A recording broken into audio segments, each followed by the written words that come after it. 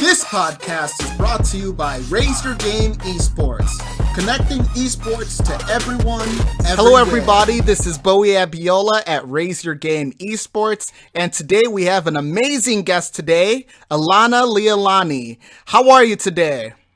I'm great, thank you for asking, and you were very close on that pronunciation, so congratulations. Thank you very much. How is it actually pronounced? You got the first part right, Alanaleilani. Leilani. Mm-hmm. Okay, I'm so glad I was so close. I'm so excited right now. This is exciting. And Alanaleilani is an amazing cosplayer. She's one of the best. And also you play games too, right? You're a gamer as well too, right? Yeah, I'm a gamer, and I also have a video game hopefully coming out in the next year or so. Oh, awesome. We're going to talk about all of that here today, and this is going to be the coolest. So, what got you into cosplaying? Like, can you tell us what got you to cosplaying from your humble beginnings to where you're at right now, and your journey and your cosplay journey? Well, dressing up and nerdery was kind of always a part of my life. And I grew up in Hawaii. That's where I was born. And I watched a lot of Japanese stuff on the TV, and I remember like subtitles were just a part of my life because we had a lot of Asian programming just on television, especially my Auntie Lei and my Auntie Uma, who babysat me a lot for my mom because she was a single mom at the time. We would watch, my Auntie Uma would watch tons of Korean dramas, and they have some good costuming there for the period ones. And then my Auntie Lei, my cousins with her, loved anime. So I watched DBZ and Sailor Moon for a short while. But then I moved to the mainland, and you guys didn't really have much anime here. You did have Sailor Moon, but it was awful because it was in English. And as a kid, I could not get over the difference between the English voice actress and the actual Japanese voice actress that I grew up with. So that was very jarring. But I always loved dressing up in costumes and pretending I was the anime characters than the K-drama stuff that I loved. Well, time passed, and I got into drama club, which of course is a ton of costuming. And then a fateful day happened in 7th grade. It was the first time I was in a public school. I moved up here to New York, and you guys have a home ec class. And in home ec class, we had to sew these stuffed animals. And so my friend at the time had fibromyalgia, so she couldn't sew. It would really aggravate her hands, so I sewed her project for her with permission of the teacher. And I loved it so much that I sewed hers, I sewed mine, I sewed another kid's, and then I ordered 3 more of those packages and sewed those too. And so for a few years, I just became like, I love sewing stuffed animals, and I do it all by hand. And I would give them away as gifts and things like that. And then I learned how to like patch things up, sew on buttons. So like real little stuff. So basically kind of that creativity was the background noise of my life. Well, then all of a sudden, my best friend at the time, I think it was when we were in 10th grade, said, "Hey, Alana, I was looking around and there's these things called conventions where you dress up as anime characters and you go to them. Isn't that great?" And I was like, oh my gosh, that sounds like the best thing on the face of the earth. We should do that someday. And we were both like, too bad we'll never have money because, 10th graders. But then the next year, RIT, we found out they had a con called Toricon. I think it was in its 2nd or 3rd year maybe. And we went to that, and we were dressed as the very first cosplays, full cosplays we ever made. I was Sheena from Tales of Symphonia, and she was Zelos. And it was just such a blast. We had so much fun. It was a little, I think, 1-day con at the time, and later it would become a 2-day con. But that's the very first con I got started on. And how I made my costume was the school librarian taught me how to sew on her sewing machine in the library after school, because I wrote the PowerPoints for the library because I was a nerd. And she helped me out with that. And it's funny because she's actually the daughter of, or she's married to the son of the guy who owned Tom Walls before he sold it off. That's just a funny factoid. Oh my god, that's awesome. That is so cool. I'm glad you think so. But yeah, so from there, I really fell in love with it. And so I cosplayed to Anime North the next year. And then I went to Toricon the next year as Pi from Tokyo Mew Mew. And I participated in the costume contest with my friends and won Best in Show. And so then, like, I got attention, so I was basically unstoppable. Like, and that's my origin story. Whoop whoop. Awesome. And what was your favorite cosplay character to cosplay as? See, everyone always asks me, "What's your favorite cosplay?" Da, da, da, da, da. And I really don't have one because there have been several cosplays that I really, really loved, and several cosplays that didn't turn out how I wanted to, so I didn't have as much fun in them. As for characters, I love intensely almost every character that I cosplay, so that'd be a pretty long list. If you can pick a top 5, what would they be? Alawi, Flame Princess. Alawi, Flame Princess. What have I cosplayed? I've cosplayed so many original designs. I really liked my Cinder. Oh, I love my Lady Rainicorn. That was awesome. Adventure Time is my jam. And what would the 5th one be? Out of all the things that ever the 5th one would probably be the Venusaur I just recently did. Oh, you did Venusaur? Yeah, I had a whole Bulbasaur family group at J1Con based on the art of Savannah Alexandria, who does retro Pokemon pinup art. Oh my god, that is so awesome. That is so cool. Thank you. Yeah. And have you had any challenges or setbacks when it comes to cosplaying? And if so, how have you overcome these challenges? Oh boy, when isn't there a challenge with cosplay or a roadblock? And the way I deal with them is the way I deal with everything. I just keep going and I never stop and I always do what I want to do. And that's not saying like, oh, my life is perfect and everything works out for me. It's just I don't let things get in my way usually. Like, I was going to Katsucon for the first time and I was so excited and I was finishing my costumes and I was working on my friends' costumes.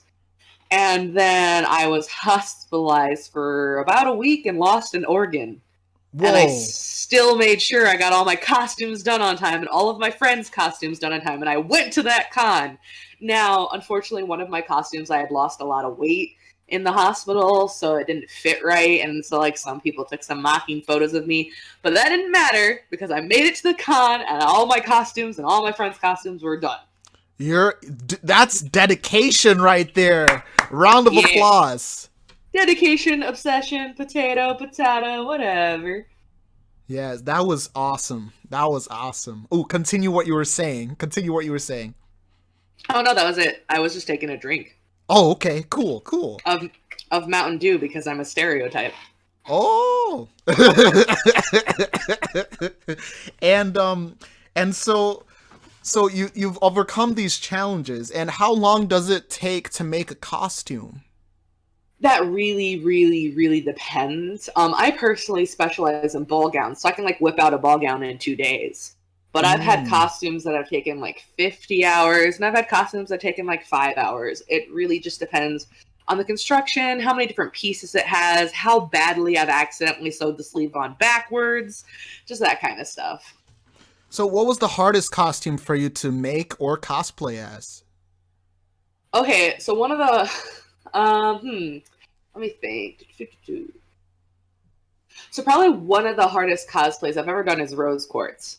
And some people might be surprised that she's not on my list of my top 5, but that costume was so painful that's probably why. But I made a wig, and the wig was like 25 pounds. Whoa.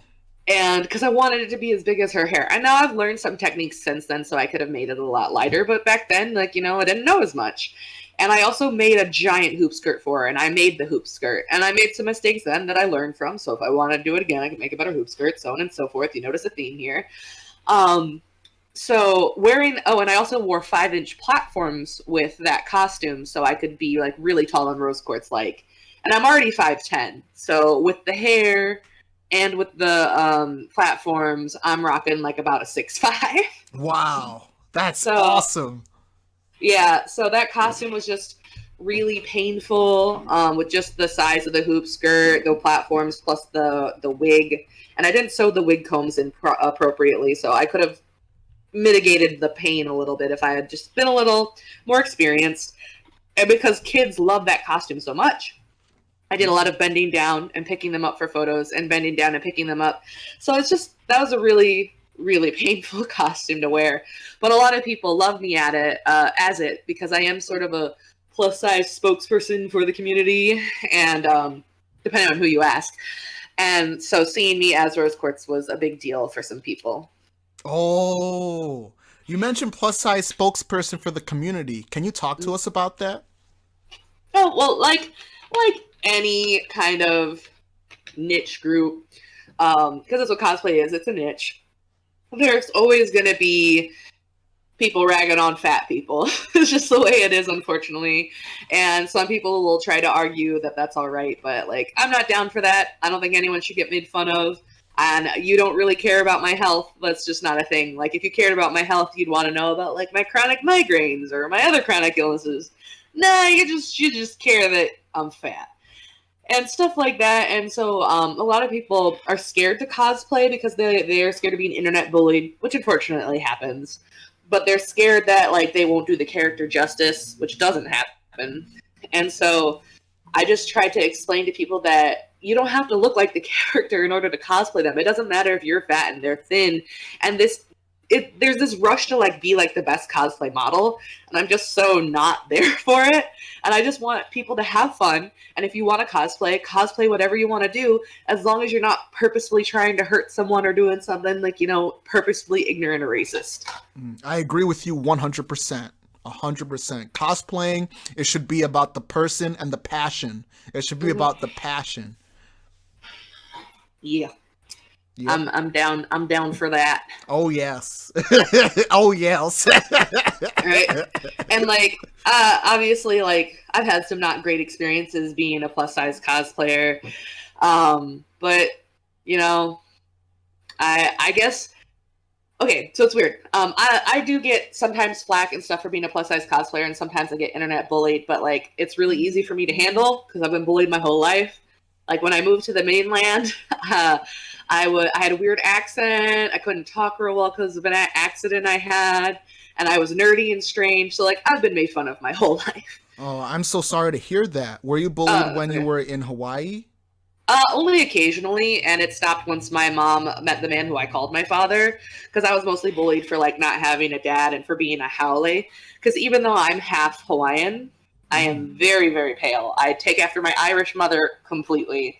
Although on the islands I was still a nice golden color, I still had a lot of haole features. Okay. Wow. Wow. That's very interesting. That is very interesting. Wow.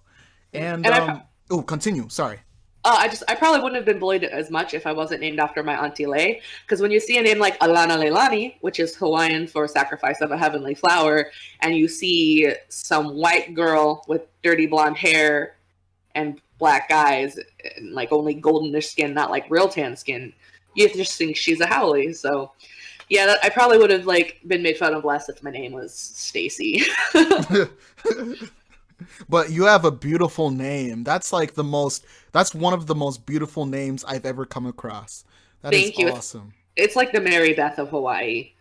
Yes. There are like 5 other Alanalailanis that I know. Oh my gosh. Alana, just talking to you makes me want to go to Hawaii right now. Like, oh my gosh. What's it like in Hawaii? I think everyone should go to Hawaii. A lot of people don't realize that we're a nation and we're a people, and we have our own language. Because I used to, I went to preschool at a very young age of 2 because my birthday falls strange in the year. So either I would have had to go when I was 4 or when I was 2. I'm one of those late birthday people. And so when's your birthday? It's in April, which doesn't sound late, but when you think that the school year starts in September, oh that my is god. late. I feel you 100%. My birthday is in October. Oh, so you're at the beginning of the school year. But I'm very late in the year, so it's like a weird thing too. It is weird. Yeah, you have the opposite. You're late in real life. I'm late in the scholastic life. Oh yeah. That's so weird too, how it's like alternating. It's so Yeah, weird right. too. Yeah. So yeah, you and I had opposite experiences. Yeah. But Continue what you were saying. Continue what you were uh, saying. I spoke Hawaiian and a little bit of Pidgin, but I didn't speak much Pidgin because that's more of like teenagers and adults language. My brother, however, he spoke Pidgin and he still speaks Pidgin like a champ. Ooh, Um, nice. but now that I moved to the mainland, my mother doesn't speak Hawaiian hardly at all. Oh Um, wow. Why the sudden change? Like, whoa. oh, my mom never spoke Hawaiian that well. She was an adult, when she moved there, and she was working all the time. She didn't have time to learn a whole new language. But I went to Oh. preschool, so I was obviously taught Hawaiian in my Hawaiian school. Mauna Loa is actually where I went, Mauna Loa preschool. Um, so when we moved to the mainland, she didn't speak any Hawaiian, and my brother spoke not that much Hawaiian. He mostly spoke Pidgin, and so I've lost a lot of my native language, which is really sad for me. And like, I want to practice more, but like, I don't know. I've just lost so much of it. It's anyone who's like moved to America and doesn't have a lot of people who speak their native tongue has gone through that, and it's just a little sad piece of my heritage that I feel like Mm, I've lost. I understand you 100% because my parents are immigrants too, so I understand you 100%. Mm. 100%. Yeah, a lot of us. Technically, I'm not an immigrant because Hawaii is part of America. But I mean, we were illegally taken over, but that's a story for another day. But Yeah. colonials, toll family. Anyway, I understand you 100%. yeah. And so what was your favorite con to travel to? Like, is there a particular con that you love to go to more often than others that you love to for go? for a while, it was New York Comic Con. I actually really loved that so much, and that's where I first debuted Flame Princess, which is, I guess, when I kind of started to get noticed. But unfortunately, it's just so crowded now. And the thing I'm known for, is making big, elaborate cosplay and dramatic pieces. And you can't do that in New York Comic Con. It's just too crowded. And like, I towards the end, when I stopped going, I had people like step on my costumes, bash my wig off my head. I made a centaur, and I went as New York Comic Con into a centaur, and someone pile drive right through me and broke the spine of my horse. Oh my god. That is Yeah, mean. yeah, it was, and they just kept walking. And so I stopped going to New York Comic Con, and also New York Comic Con isn't about the big elaborate cosplays. It's about armor and it's about sexy cosplays. And like, Mm. I don't say that despairingly because sexy cosplays are still great. It's just I know what kind of cosplay that I like the most to do, and New York Comic Con is not the best space for it Why did you like New York Comic Con initially? because there was way more space, and I got to talk to people that I'd never see before, and like, it was at that point like a really vibrant con, and they had their displays in the dealer's room and the exhibitors hall were really awesome, and getting to see those, and like sneak peeks at movie stuff, and all that stuff is still the same, but for me, just the complete and total lack of space, it's just I can't do it. Makes me anxious. That was good. Wait, can you do that again? That was hilarious. Makes me anxious. Where did you get that from? I just do voices all the time. Oh, okay. You should be a voice actor too. Like, have you thought of that? I have off and on because I can pull a lot of voices. From drama club at a young age, I was always, because I was so much taller than everyone, because I'm half Hawaiian. Hawaiians are tall, if you didn't know that. Samoans are Mm. taller. Oh, So, wow. I when I was didn't know born, that. I was 9.5 pounds, and people asked in the nursery if I was Samoan. Wow. Samoan. Yeah. That's one of the Hawaiian islands. No, Samoa is its own island. It's part of the Polynesian belt, and they're one of our Polynesian family. But like, Hawaii and Samoa are two different people, two different nations, two different languages. Samoa isn't even part of America. Yeah, I want to go to Hawaii right now. Like, wow. If This you is do interesting. ever go, not that I'm biased because I was born there, but I always recommend that people on their first time should go to Oahu, which is where I was born. because there's the Polynesian Cultural Center where you can learn a lot about our culture and eat a lot of our cultural foods. And you can also go to like Waikiki, Hanama Bay, and the oh goodness, I forget what it's called, the Ala Moana Mall. I think that's what it's called. It's the world's largest outdoor shopping mall. You get to go to the flea market that my mother always took me to. It's a real legit island. Oh my god, this is gonna be good. Like anytime I travel, I'm gonna travel Hawaii. It's gonna be the best thing in the world. Yeah, generally if you can, try to avoid the Big Island because that's like tourist central. Oh. Honolulu and Oahu are still really touristy, but the Polynesian Cultural Center and like Hanama Bay, where you can snorkel on the coral reefs, to me, those like kind of edge it out a little. Have you snorkeled before? Oh yeah, I snorkeled all the time when I lived there, Nice. and then again when I visited a couple times. Why don't you want to move back there? It's expensive, really expensive. And then once you're on the islands, you're on the islands. Like you can't afford the $1,500 ticket to fly back to the mainland every holiday. Wow. $1,500 ticket? What? In the off season, yeah. That's crazy. That is crazy. Wow. Yeah, people don't realize like how far it is. It's 8 hours from California flying, so it's like it's a distance. Mm-hmm. Wow. $1,500 ticket. That is so crazy. Wow. Yeah. So when you cosplayed, were you sponsored to be able to travel? Like, did you have any sponsorships? Actually, no, not from any companies or anything like that. Companies don't want to hire fat people. Like, let's just be honest. That's where we are. But I was actually a makeup artist for the Cosplayers movie that was being funded by Linkwise Productions. And 3 of the main actors dropped out. And so they asked me if I could step in for a character who was ironically named Lana. And so it was a very strange coincidence there. But so I started, I acted in that, and then I toured a little with that when they went on their premiere. And now the movie, it was a little fan-made movie, so it wasn't a big deal. And it was mostly so for this cast member to get lungs because he had cystic fibrosis. And he was actually one of the oldest people. It was cystic fibrosis to not get his lungs.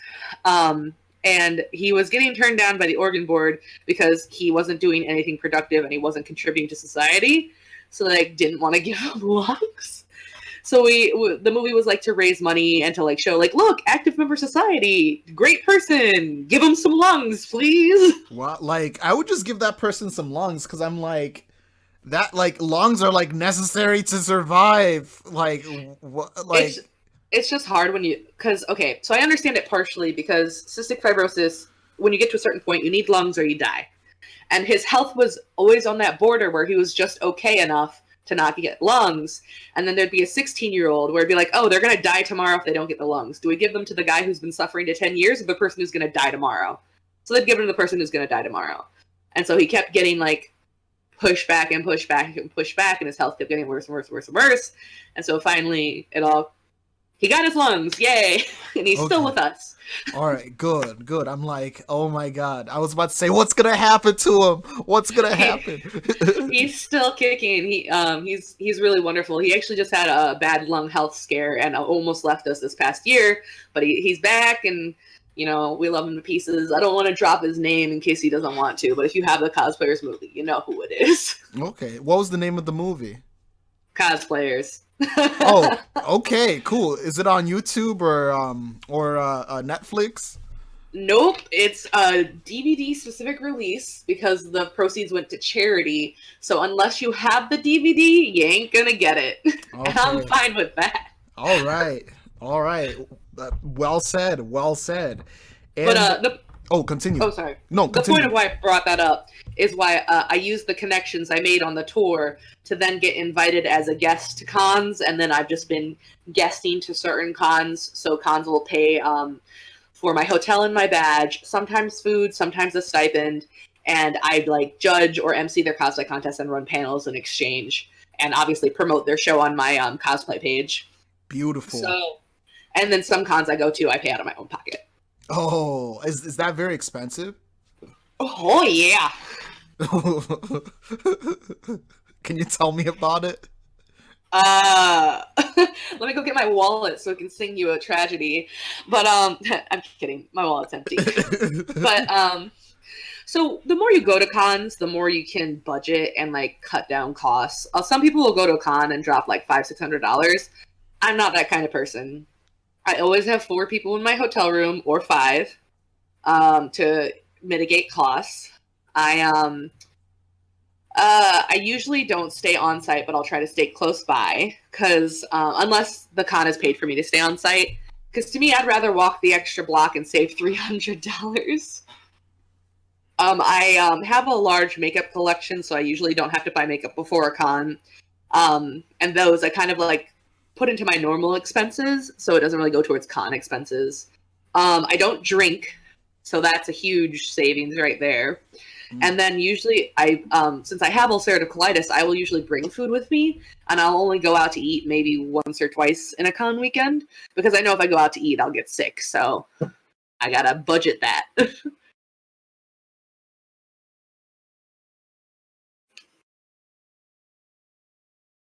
It's cutting out a slight bit.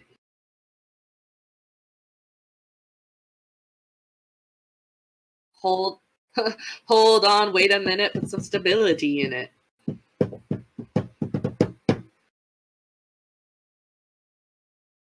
Yeah, Testing, testing. Can you hear me now? I can hear you. Yes! See, I can see because I have a video editing software, I can edit this out. Hooray. What video editing software do you got? Filmora.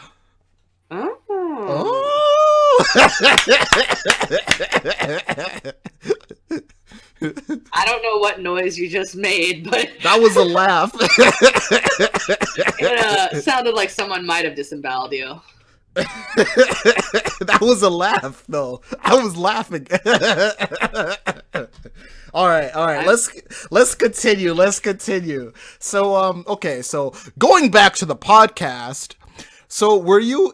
So have you done any cosplay collaborations with anybody? And have you made a lot of friends at these conventions? Oh yeah, I've made tons of friends. Lost tons of friends too, because the cosplay community is like that.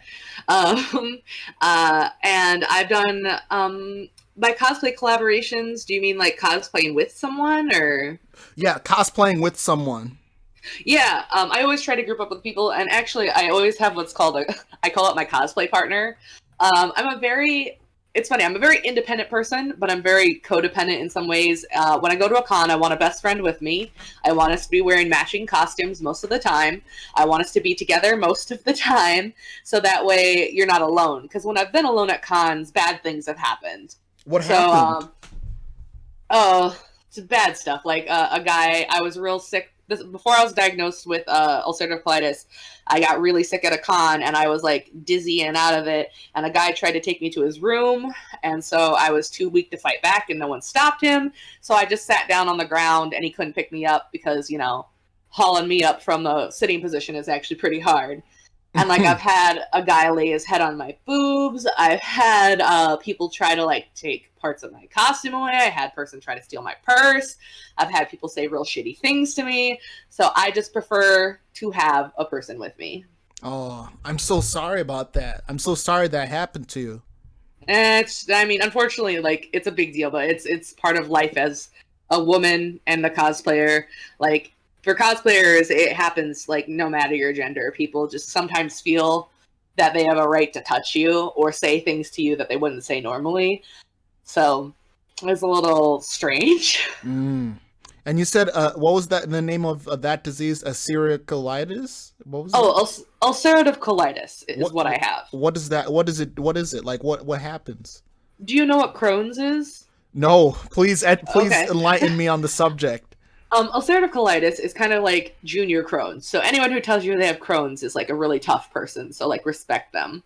But it's under the IBS umbrella, which is irritable bowel syndrome. But basically, my colon becomes super inflamed and swells up, and it goes partially into my large intestine and develops ulcers.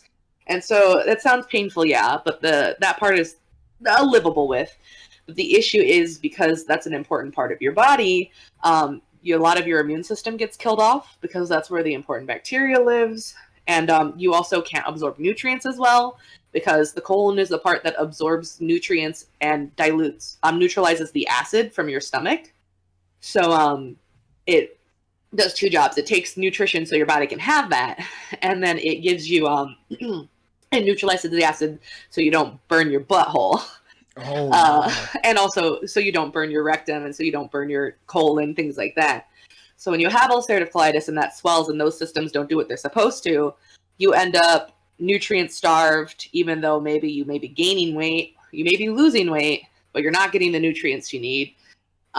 You end up with butt burn. There's no nice way to say that. And you have a really weak immune system, and you tend to get sick very easily, and infections can be a really big deal because your immune system's just not there. Chronic fatigue, stomach cramps, bloating. I go to the bathroom like 15 times a day. Wow. Which is, at cons, I don't eat. So that way I can enjoy the con. And that's just a compromise. And that's every day? Yeah, that's every day of my life. But there's a Whoa. lot of people living under the IBS umbrella who have it like way, way worse. So I'm actually a really good case. All right. I'm glad it's not as bad as other people. Is there any medication you can take for it? Oh yeah, I take a lot of medication to help. Something to help decrease my stomach acid. Something to help with the inflammation.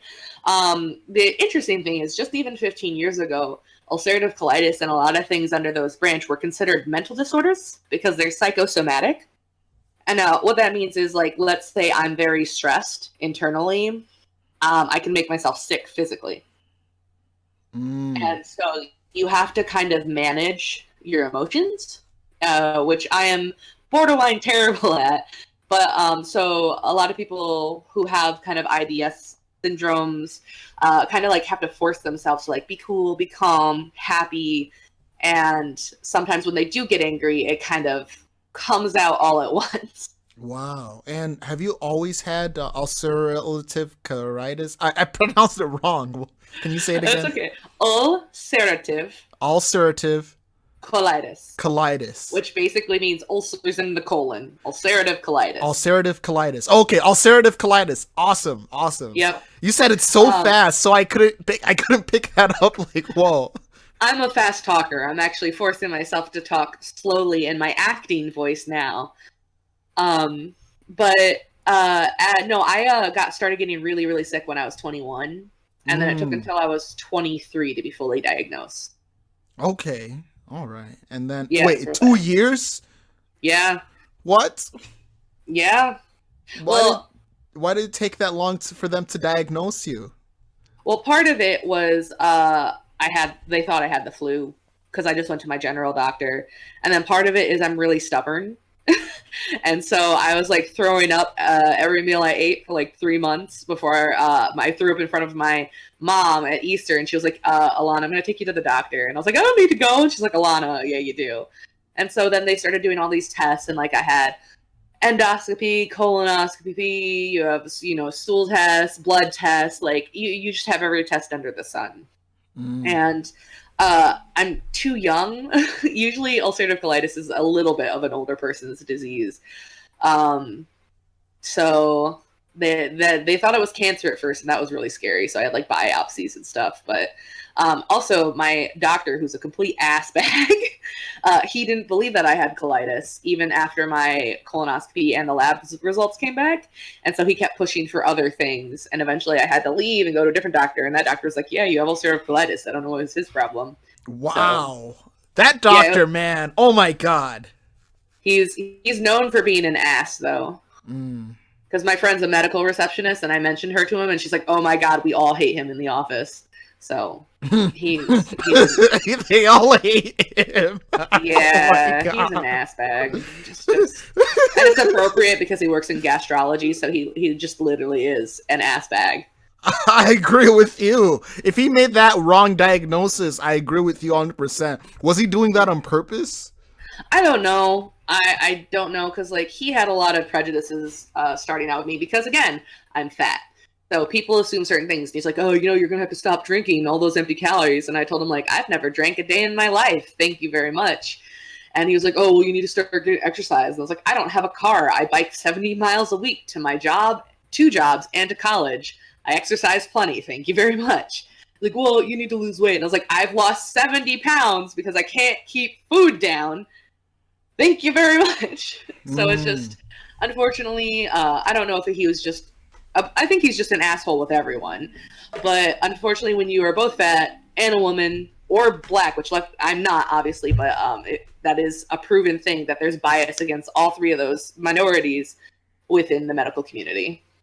Really? Yeah. There was a study proven where black women, their pain is not taken seriously like me presenting white females is. And it's actually caused some really terrible things. Wow. And that's all over, not just in Hawaii? No, that's not. Hawaii has some race issues, but we're not like the mainland. The mainland's bad. That was a laugh, by the way. That was a laugh. Yeah, because like obviously I got made fun of for being haole on the islands, but like that's kind of born from the resentment of like having your language be illegal for years and like being subjugated and colonized forcibly. But like you move to the mainland where the white people have all the power, which again, I'm half white, so I can say that. And there's a lot of racism here. Because there's a lot of racism here. This is what it is. And like I get to see an interesting side of it because I look white, so people will act a certain way in front of me, and then they look to me like for agreement, and I'm just like, I'm Hawaiian, right? Like I'm not your snowflake over here. I'm coconut. Thank you very much. Coconut milk. Yup. So then, like, maybe that's controversial. I don't know how it's controversial to state that there's racism in the mainland, but there's a ton. It's true. I mean, it's the truth. Like, it's right? not. Is it controversial to say the truth? Like, okay, so I was homeless for a short while as a child, and even as a child, moved to the mainland. I've only been here for a little bit. My friends Pam and Savannah and I would go to a 7-Eleven, and they were black, so they would go in, and the workers would follow them, and then I'd go in and steal stuff so we could have food. And no one bothered me, the little white girl. So wow. Even at like 7 years old, I knew that the mainland is kind of racist. Oh, like which city are you at? Like, is it racist where you're at right now? Oh, well, that was in St. Louis, which has a lot of race issues. Missouri? Yeah, St. Louis, Missouri. I lived there for a while. Oh. And I live currently in upstate New York, which you think NYC, diversity, all that. No. Upstate New York is very red. And not that red means racist, but there is currently a certain correlation between the two. Now, we can argue whether that's causative or not, but I'd rather not. But I thought New York was a blue, like, country. Like, not blue state. Sorry. Blue state. Yeah. Imagine this. There's New York State. Think of how it looks. All of it is red, except for that bottom chunk where NYC lives. So a majority of people in the place I live are like real conservative, rural, or even farmland, kind of that demographic. Wait, you're in upstate, right? Yep. Which area do you live in? I live like an hour from Canada. I live in Buffalo. Like, oh my god. Oh, yeah. We live an hour away from each other. I'm gonna come visit you and say hello. Is that a threat? No, I'm kidding. No, I'm gonna say hi. I'm gonna be like, hey, Alana. At least you podcasted with me. It was pretty cool. And continue. Oh no, I was clearing my throat. Sorry. Oh, and you go to TorCon still, right? Not very often. I don't like the direction TorCon's gone. Oh, okay. I've been to TorCon for the past 3 years, right? Since so my first TorCon was in 2016, right? And it was huge. Like, there were a lot of people there, right? Yeah. Then 2017 comes along, there are less people there. Yeah, they imposed an attendance cap. Yeah, and then now now, like, because I went again in this past year, 2018. It was like empty. Like Yeah. nobody's there. Like, oh my gosh, there was less things to do. It was so like, I'm like, why do I even come? You know? Right. I wonder if you saw me. Did you see two girls walking around with big old teeth masks? Was that you? That was me. Oh, I should have said hi. Oh my god, because Well, there's no way you'd known that's me, and that's one of the reasons why I like that costume. Is because I okay. can fly under the radar. All right, but if you see, like, okay, if you ever see a guy with a Pikachu hat on, if you see a 5'9.5" black guy with a Pikachu hat on, right? If you see that guy, it's probably me. Can I just tell you something real honest? Yes.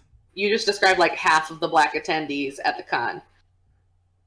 Wait, a 5'9.5" Yeah, black guy. a 5'9" average build with a Pikachu hat. Yeah. The other half would be 5'11" plus size with a Sonic hat. Oh, okay. Okay. Well, And then it's okay because white boys come in two stereotypes either. It's either they're dressed up with a weird Mod Podge of things with a Naruto headband, or they're in plain clothes with their girlfriend looking utterly miserable. and then Asians are like a variation of the two. Asian guys dresses usually crossplay at RIT is what I've noticed. And then girls is like a huge gamut. You have your girls who crossplay, like girls of every single race. We just like, you can't be pinned down. We're cross-playing, we're dressing as animals, we're furries in a fursuit. Like, you don't know, but like the guys at Toricon specifically tend to stick to those certain categories. Yeah, I mean, because I'm a mad, huge Pokemon fan. I've been a Pokemon fan ever since I was a young lad. But now I'm into Super Smash Brothers like crazy. I live, eat, and breathe Super Smash Brothers all day. Well, you probably know a lot of people who have certain opinions on me. Wait, can you? Oh, wait, tell me about this. Oh my gosh, tell me about this right now. You gotta talk about this. About what? You just mentioned a few people who had certain opinions about you at the con. Like, who are these people? Like, tell me. I meant in the Smash scene, actually. Yeah, tell me about this. I don't know if I want to name drop them, but like I have an ex-roommate who doesn't like me very much. I have another person in your group, in that competitive group, who punched me. What? Was it because you didn't do well in Smash? Huh? Is it because you lost to them in Smash, or like what? No, it's because I swore in front of him, and swearing's not ladylike, so he punched me. What? Full force in the arm. That is awful. Oh my god, like, he shouldn't have done that. You should not have done that. No, he shouldn't have. He's not a nice person. I have completely cut him out of my life. But he's a super huge Smash competitor, and he's very good. He's talented. So, isn't that the way it goes?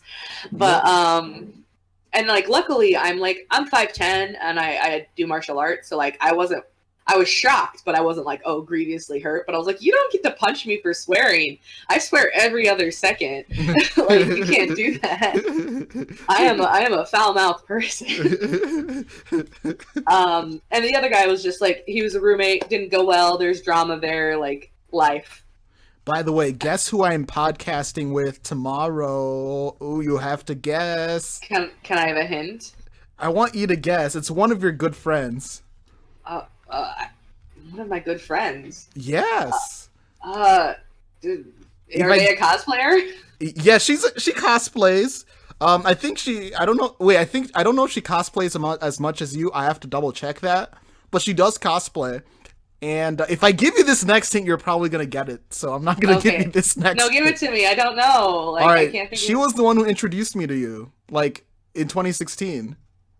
Who was that? Oh my god, Amber. Yes, I'm podcasting with her tomorrow. Like, tomorrow. She's doing so much voice acting work. It's so exciting. Yes.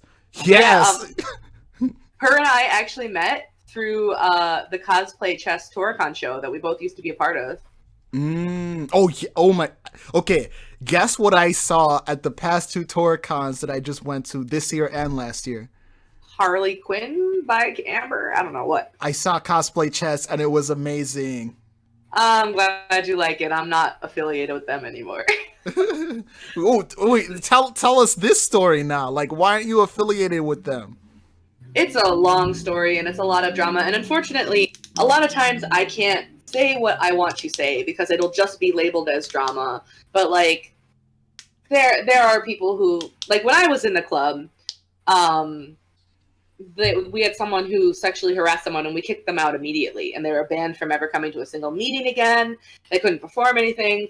And like now in the club they have like a rapist and a sexual assaulter who's been proven to be so, and they don't do anything about it. And one person in the con, or in the hierarchy, dropped the F-bomb at another person, and by that I mean the slur. And so, not like fuck, you can say fuck all day, I don't care, I mean the slur one. Oh, I see. And like I know that it's just become a really not great place. And even saying that is gonna get me in trouble and like get all drama at my door, because what I found, for being a loud, outspoken female who has definitely made mistakes in her life, don't get me wrong, but a lot of people are automatically biased and don't like me because of the way I am. I am boisterous, I am loud, I'm demanding, and I don't let shit slide, and I tell people no. I'm very good at telling people no. People don't like that. People will say, like, I don't know what I'm talking about, even though I have a degree in what I'm talking about. And so I'm fine with it, and I know what they're going to say. But there are people who don't know me yet, and the first people they're going to meet is these other people who hate me, and they're going to, unfortunately, get a bad bias of me, so I try to stay out of this kind of stuff. But I just can't help but give my opinion, so here we are. That's an interesting, notion. Very interesting indeed. Well, it's kind of that way in everything. Like, I don't know, you probably don't, but have you ever seen RuPaul's Drag Race? I haven't. I haven't seen that. I figured, maybe not the quite demographic for that, but this last season, there was a big girl named Eureka. And a lot of people didn't like her. Now, she has done shitty things. There are plenty of reasons to not like her. But they didn't like her for those shitty things she did. They always said that she talked too much, or that she always was too dramatic, or that she always put herself into things. But that is because people expect big people to make ourselves small, so you guys don't have to think about us, so you don't have to look at us. You don't want us to take up space in your minds and your conversations. And I'm not about that. I'm going to talk loudly. I'm going to be boisterous. I'm going to gesture with my hands. I will tell you what I think, and I have no problem putting myself into that conversation. And that really grates people the wrong way, because they think that I should be like ashamed and like ingratiate myself to them for daring to pay attention to me, a fat slob. So, and it may sound like, oh, I'm bringing up fat so much, I'm obsessed with it. But it's just an important part of my identity, because it is one of the first things you see about me. And just growing up in a fat body, and I've been thin a couple of times, all in terrible situations. So I've kind of seen the different ways people treat you depending on your size, and the different ways people treat my friends. And so it's a really important thing that I like to talk about a lot. I see. And that's very unique. And we all have a history. We all have a past, and we all have a journey that it's called a life journey. Like, we all have a journey, and yours is very interesting. I've been told that. I think it sounds like an overwritten soap opera, but that's my opinion. I see. And so what was your best, okay, can you give us a time where you made like a single best friend or multiple best friends at a con? And who was that friend? Okay, so I don't know if I can say this in a way that doesn't sound creepy, but it's not creepy at all, and he's one of my best friends now. But I was at Otakon, and I was having a miserable time, and I fell asleep in my Vivaldi costume against a statue. And he wants to know, do you sound hot? I'm going to go ahead and say sure. Okay, so anyways. So, I was sleeping against a statue, and he came up and he wanted a photo of me. And obviously I didn't know this at the time. He told me later. And he didn't want to wake me up, however, so he waited for 10 minutes, and I was just passed out. And then finally one of his friends called him, and so he left. And so he didn't get a photo of me at all. Well, at Katsucon, it comes along, and I'm wearing that costume that I lost too much weight for, and so it didn't sit on me the way it was supposed to. and he asked for my picture. And he's like one of the only two people who asked for my picture. So I was like, oh, you sure? He's like, yeah, you look great. I just want your picture. And so he took my picture and gave me his card. And I remember it was Morning Addict Photography was the card. And then he kind of like, looked like he wanted to say something, but he, oops, I leaned real close to the mic there. He just kind of wandered off, and that was that. Well, the next year, Katsucon again, and I was dressed as something different. I think that might have been an evolution. And he came up and asked for a photo. No, it wasn't evolution, it was something else. He came and asked up for a photo. And I thought he looked familiar, but I couldn't place him. And then he took the photos, and then he handed us his card, and I was like, oh, you're Morning Addict Photography. I've shot with you before. And he was like, yeah, you have. And I was like, oh, you remember? And he's like, I've been following you on social media for 3 years. And I was like, oh, okay. And then, like, we hung out a little bit, and that was that. And then just, like, we kept meeting at cons, and he kept shooting with me. And so we ended up talking more and more and more until finally at a Colossal, we hung out, like, the entire day, and we just get along really well. There's a couple things we do that drive each other insane. I'm hard of hearing, which is one of the reasons why I'm so loud. Although that was a recent development that happened in the middle of our friendship. I got very sick, unfortunately. And so he does this thing where he, if I can't hear him, like if I say what too many times, he'll just move his mouth and not talk. And I get really angry. But other than that, he's like, I can message him at any time and he'll always answer me back. We're there emotionally for each other a lot. And like, he really believes in me and I really believe in him, and I support him on Patreon, which he'll start up again soon. If you ever want to check out a great photographer, look for Morning Addict Photography. He's a really wonderful person and very talented, and his girlfriend's super hot. Not that that matters, but he takes a lot of pictures of her, so. Awesome. Send that to me. I will. Yeah, send it to me after, like, definitely afterwards. Mm-hmm. I will do that. He also wants me to describe your voice to him, so I'm gonna have to do that too. All right. How would you describe my voice? Let me think. It's an even timbre. Nice. It has an upturn off. Oh no, I typed that wrong. An upturn for emphasis that shows genuine enthusiasm. Tenor pitch. Nice. Mid-range subvocal rumble. Subvocal rumble, huh? I have a bachelor's in linguistics. Nice. Okay.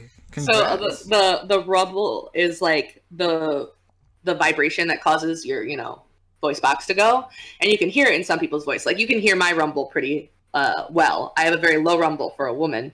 Most women don't have a rumble and will speak up here, and so you would say they have a non-audible vocal rumble. But I like to talk down here. Okay. I don't know if you can hear it over the mic, but in person, I have a very low voice for a woman.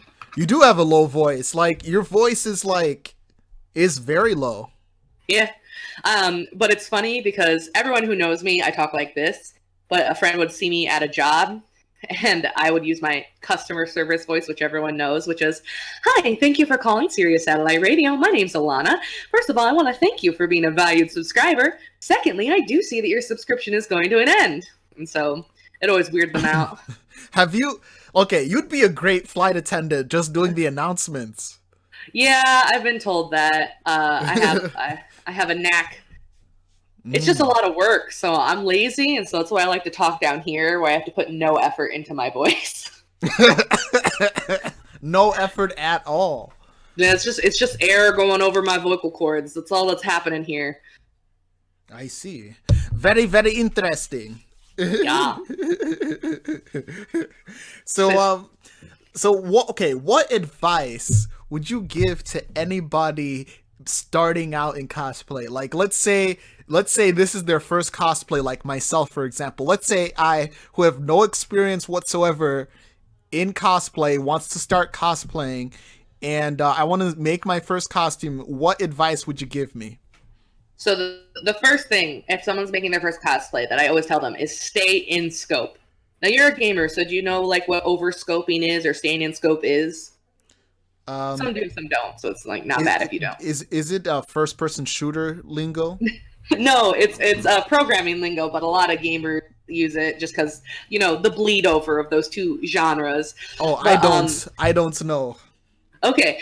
Well, overscoping is when you take on too much of a project and you don't have enough time, skills, or materials. So a lot of people, when they want to do a first cosplay, they're so ambitious and they like really think they do it, and they overscope and they like want to do like Bumblebee for their first cosplay. And that's just not a good idea. You'll be stressed out. You won't have fun. And no one is really, really good on their first cosplay. It's just a fact of life. Like, no one's great on their first cosplay. So the best thing to do is to do something that you think is more reasonable or even easy for your first cosplay. You'll have more fun. You will learn so much. And you'll be able to see if you really like it. Because, like, what if you spend $600 in materials for your Bumblebee costume and find out you hate cosplay? That's shit. That's like SOL right there. Right? Mm-hmm. So maybe instead you'll just spend $200 on, I don't know, a Naruto cosplay. And it's comfortable and you can move around in it, but it's still a character you love.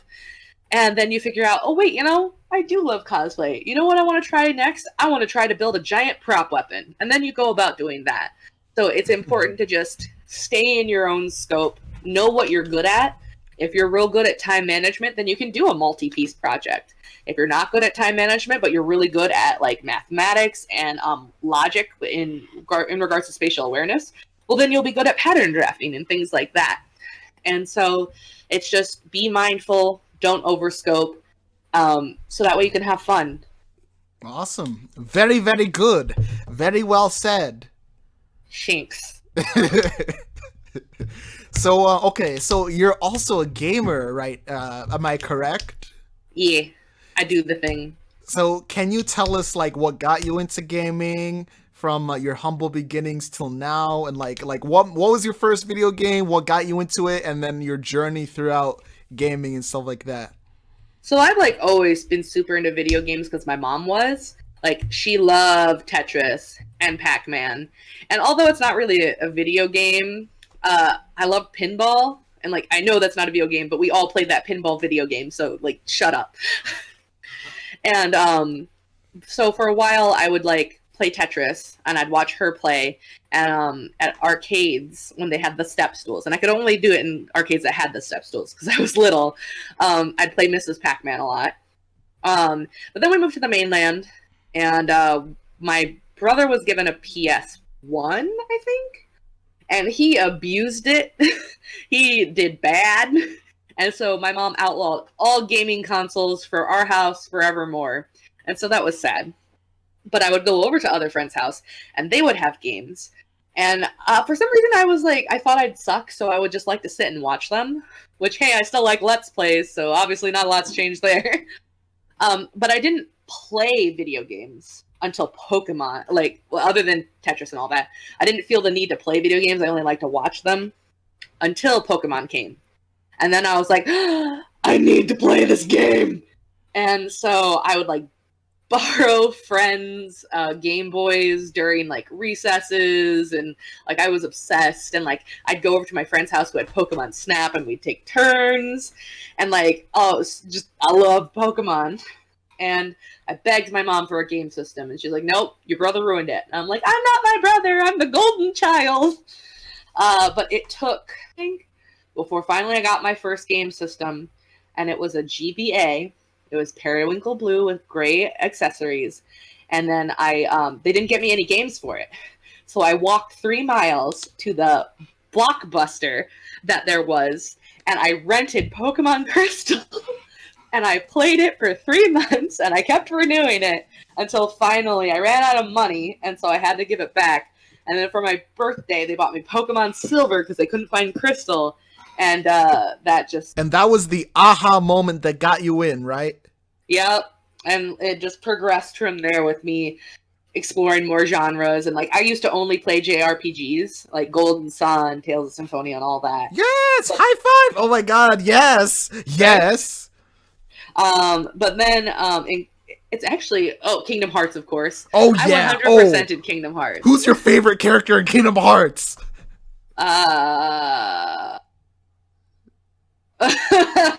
Trail off. A young me would have told you Riku, but now it's mostly just Goofy. Oh yeah, Goofy. I love Riku. Riku's so badass. Like he's so awesome. Yeah, now I've gotten to the older stage where I'm like, he's whiny. I'm annoyed. Yeah, now he's like more. He's now very angsty. He was angsty then too. Let's be Yeah. honest. We were just all into it because we were emo little shits. Yeah, and we were kids. Like we didn't know any better. Yep. But I got all of the Dalmatians. I beat all of the hidden bosses. I got the Ultima Blade. I beat Sephiroth. Like I beat the shit out of that game. But it wasn't until college actually that I started exploring more actiony genres. When I played Borderlands. Borderlands got me into shooters. Ooh. Yep. Like which shooters? Mostly Borderlands, but like I occasionally, will play oh my god, I can't remember. I keep thinking Rainbow Force 5 and that's not its name. It's out now. It's a great game. You play as Pulse as one of the characters. I can't think of it all of a sudden. I don't like Fortnite. Ooh, why don't you like Fortnite? I'm just not into it. Like, usually there has to be something special about a shooter that makes me interested, and usually it's the characters or like different kind of power sets. And Fortnite has a really, really, really strong learning curve, and this just doesn't interest me. I see. Ooh, What is that game called? I'm so upset now. It's so good. You'd love it. for what system? It's online. It's Siege. Rainbow Six Siege. Rainbow Six Siege. Oh my god, I've heard great things about it. It's so good. It's just what I like about it is every single character has like different power up and you can utilize it a certain way. I haven't played in months. I had a big kind of event happen that kind of sidetracked my life. But yeah, it's real cool. And you played it a lot? Nah, not a lot. I don't have time for a lot of anything lately, but I played it a lot off and on, and then I watched a lot of Let's Plays. Ooh, nice. But I also play, League, which it's not too different from an RPG, but still, it's different. I'm surprised. And then, of course, please tell me you don't engage with the community, because that community is toxic. Yeah, no, I don't really usually. So I played against bots for 2 years because I didn't want to interact with other humans other than my teammates. I just recently switched to fighting against humans, and man, like, it's bad sometimes. Like, I utilize that report button. I do. Report button. Can you describe it? Can I describe the report button? Yeah. The report button is a button that says report in it. The text is highlighted. No, I mean, describe how you utilize the report button. Like, do you just spam click the report button? No, I just hit it whenever I think a player deserves it. Oh, okay. So if they're like, I don't hit it for things like lane feeding or stuff like that, because maybe they're just bad or they're having a bad game. Like, I don't know. But like, if someone's using slurs, if someone's being a bad teammate, if someone insists on quitting after okay, so there's some games where like you're not doing great, so you're probably gonna lose, and someone just insists on surrendering. I'm like, no, I don't want to surrender. I want to play the game. I want to have fun. I want to learn how to try to come back from this mistake. And even if we can't, it's a valuable lesson. And also, I said no. And so, like, I'll report people if they're, like, insistent about it. Like, we're not going to win. This sucks. You guys are shit. Because I'm like, fuck you, man. We're just playing a game. We're having fun. And also, I only play blind. I don't play ranked. Because I know that people can be very pissy about their rank, and I don't want to deal with it. I'm not good enough for that. So I just do blind. Oh my god. I'm laughing so hard right now. I'm glad you think I'm funny. Most people just think I'm a joke. Anyways. I'm so sorry. This is just too funny right now. Oh my god. Oh my god. I'm having a blast. Are you having fun? Yeah, I like talking and I like talking about myself, so this is kind of like my two favorite hobbies right here. All right, continue right now. I think I got into Assassin's Creed and like Katamari Damacy I still love to this day. Oh, Katamari? Oh, nice. The rolling ball, right. the rolling ball game. Yeah, and I know it sounds stupid, but it's just so good. And actually, I got my mom into it, and she likes it too. She says it's like a weird 3D Tetris, so that's good. I tried to get my mom into more video games because I think she needs something to keep her mind stimulated because she old. My mom had me late in life. Oh, I see. I see. Yep. But yeah, so that's kind of how I got started in video games. Right now, I'm mostly into playing resort management and tower defense with a little bit of survival. Why the switch from like RPGs to action to resource management? Sometimes you just crave something, it just sits right with you. Like some days, like, you're walking along and you're like, you know what I want? I want sushi. And then like you just eat sushi for the next month. And then the next month you're like, I'm tired of sushi. I just want some Taco Bell. Everything relates to food in my world. I understand exactly what you mean because okay, so my gaming journey was a little different. So like I was like into Pokemon during college. Like that's all I played. Eventually, I was like competitive Pokemon. Eventually, I got so sick of it that I started playing other games. Like like senior year of college, I got sick of it because I played Pokemon straight for 4 years, and Oh, jeez, yeah. I didn't play anything else. Actually, scratch that. I did play Smash Brothers occasionally when I was with friends. But like whenever I'm by myself, I like literally only played Pokemon. So like I got so sick of Pokemon. I'm like senior year of college. I'm like, let me try a different game. I put in I had Chrono Trigger. I had the DS port of it, right? You know Chrono Trigger? Yeah, of course. Actually, someone gave it to me, and I played it. For the DS. Yes. Best JRPG ever. I put it in. I was hooked. I put in hours upon hours into that game. I maxed level every single character. I beat the 2 secret boss battles, and I had the super OP powerful special weapons when you beat the hardest boss in the game. It was insane. It was awesome. That's awesome. Yeah, it's great when you can click with a game like that. Yeah, which was Kingdom Hearts for me. Oh, Kingdom Hearts is high up there on my list too. Continue. Sorry. I didn't actually like Kingdom Hearts 2 though. That's everybody's favorite. Like everybody was like Kingdom Hearts 2 is the best one. You're different. It made me quit the series. Like that's how much I hated it.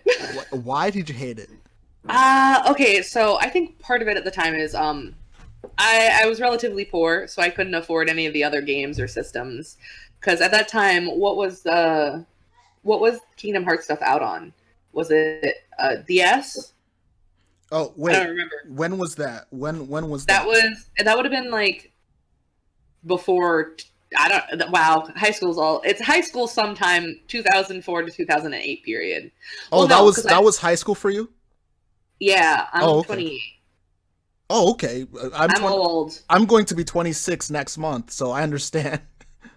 Yeah, I'm old. You're not old. You're young. Like, you know what the average age for the viewers on Twitch is?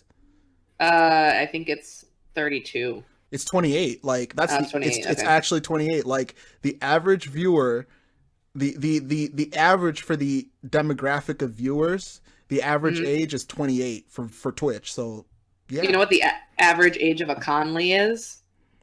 What is it? 50. Of a Conley? Yeah, what that's me. That? Oh yeah, Connolly. Okay. Average age of.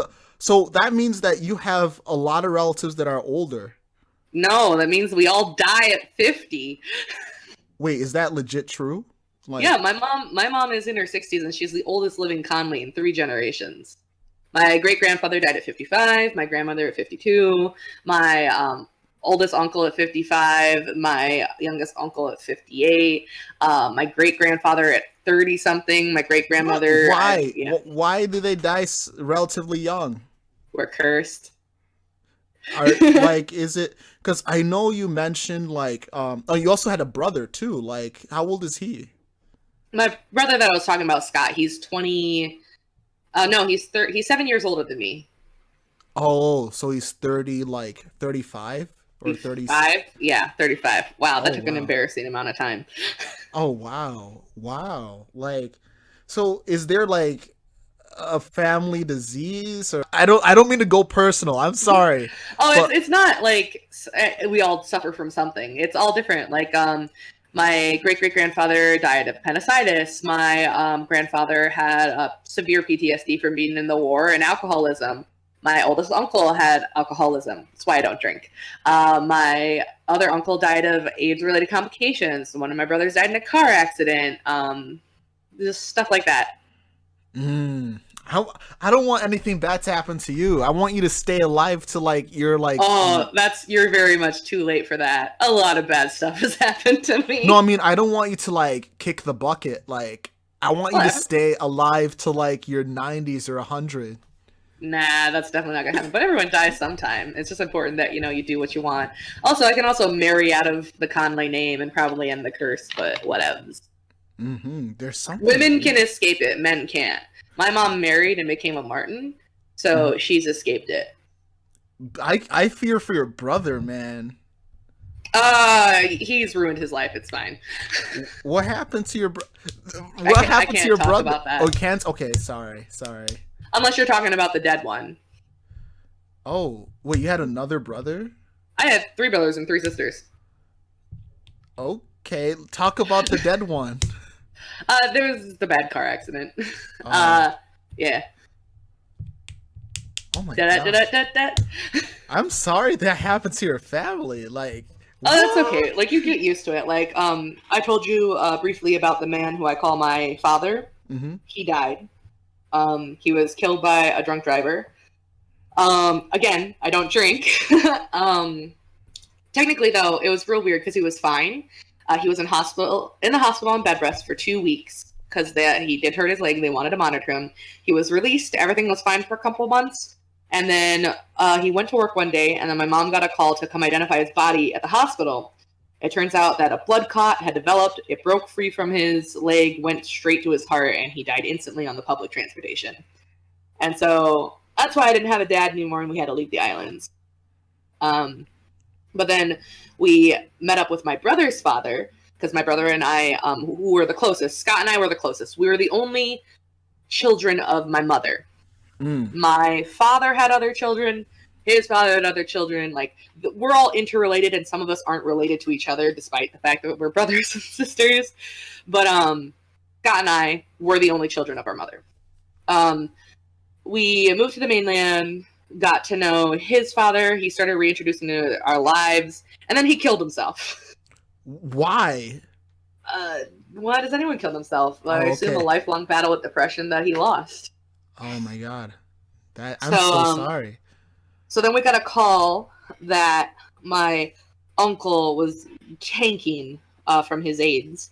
So we moved to St. Louis, and then our house burned down, and that's why I was homeless for a period. So stuff's happened to me. You just live with it. I understand. I can't fathom. Like, I don't understand. I can't fathom what you went through. Sorry about that. I can't fathom it. Like, it's just, I know it's bad. Like, I know they're strange. The things that have happened to me are strange, and many people don't have to go through them. But many people I've met have gone through similar things. Like, I had a friend very recently. We became friends because we were both part of the orphan club. We had a dead parent. And, like, I've met other people who've had their houses burned down, and I've met people who've had way worse. So, like, to me, it's just a part of life. But I realize when I talk to people, sometimes it isn't. Pardon me. I see. And you mentioned a video game you were making. Can you talk about that? Yeah, I can talk a lot about that. So, it is a visual novel. It's kind of in the style of a dating sim. Have you ever heard of the game Honey Pop? Mari Pop? What is it? Honey Pop. Oh, no, I haven't. Okay, we can't avoid the comparison to it, so I just bring it up. We're similar to Honey Pop, which is a dating sim visual novel game thingy. But whereas that had all beautiful, thin, busty women, mostly busty, there were a few flat-chested ones for variety. We're a dating game for mythical creatures. And, like, the reason why I wrote it is because I was really tired of one, dating sims all having like the same color people and the same like characters and the same body types. So our game has like a pretty broad range of body types and skin colors. But also, I was so tired of all the same stupid problems that aren't real, like, gone over again and again and again. And so I wanted to make, like, characters with, like, real problems that a lot of us face. So, like, there's a character who was amazing at something, and an injury forced her to stop. And so now she doesn't know if she can ever find something like that again. And so she has to find out, can you have two purposes in life after you lose your first one? Which is what I feel a lot of us as young people face, because we'll be like headed towards something and that's our goal and that's like our life's purpose. And then something will happen, whether it's, an injury or a life change or some mental condition or an economic change will suddenly take that away. Or maybe it doesn't exist anymore because you and I lived on the cusp of a big technology change. Yes. Yeah, and so I felt like that's a problem that a lot of us face. Or, you're dedicated to do something and you get to college and all of a sudden you find out you're shit at it and you hate it. Because that's what happened for me in linguistics. I don't use my degree at all. I hate it. I have no desire to go into that field. And I wasted so much of my life because I couldn't think of another thing to do because I had to keep doing what I was doing. And there's another character who he also was injured, but he was injured by someone. And he has a lot of hate towards the people who did that to him. And it's about whether to let go of that hate and grow, or whether to keep that hate and get justice. And there's no like right or wrong answers. However you choose to do something is the appropriate way to do it. And there are lots of different endings. But I wanted real problems that we all kind of face. I see. And also to fuck some mythical creatures, I guess. I'm surprised Sonic isn't in this.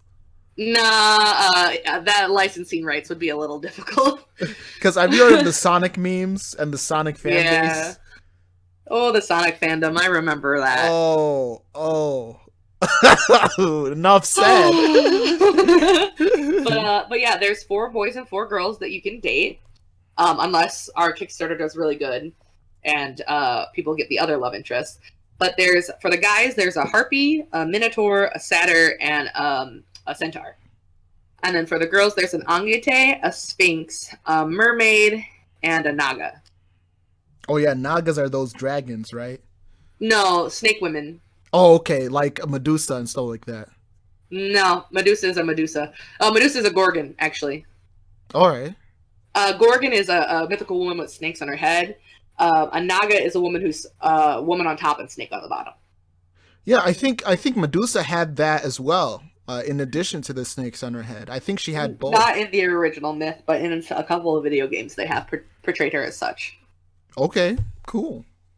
In the original myth, she was a priestess of I think it was Hera, but I'm not 100%. No, it was whatchamacallit. It was Athena. Was it Athena? Athena. Yeah.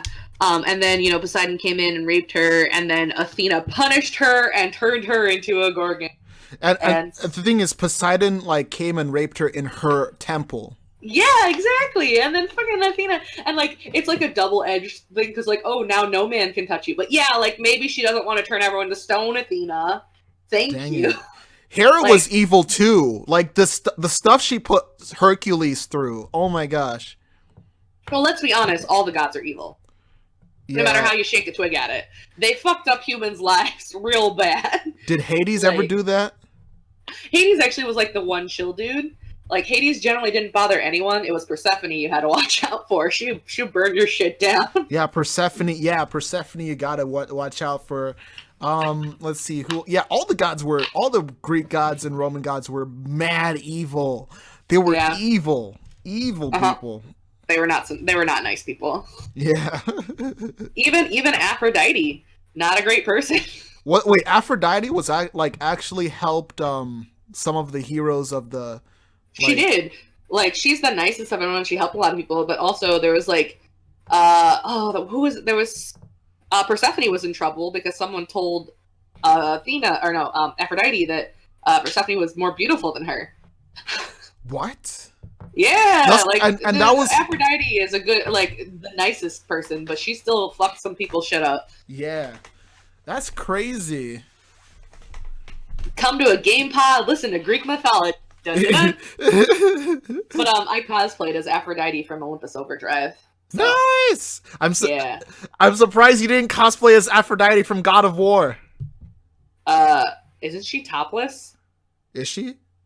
I think so. Oh, okay. Never mind. Like, no. I cosplay some skimpy things, much to the chagrin of many people, but I ain't doing that. Nice. Oh, chagrin. That's like the. I rarely hear that word, chagrin. Yeah, it's funny because it means like both like bad and good.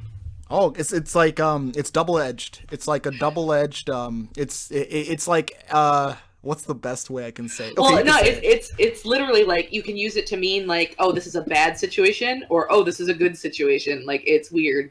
It's like chuffed, if you know that word. Oh, I see. It's situational. Yeah. So like, I am full of chagrin. Could be like good or bad. Are you grinning right now?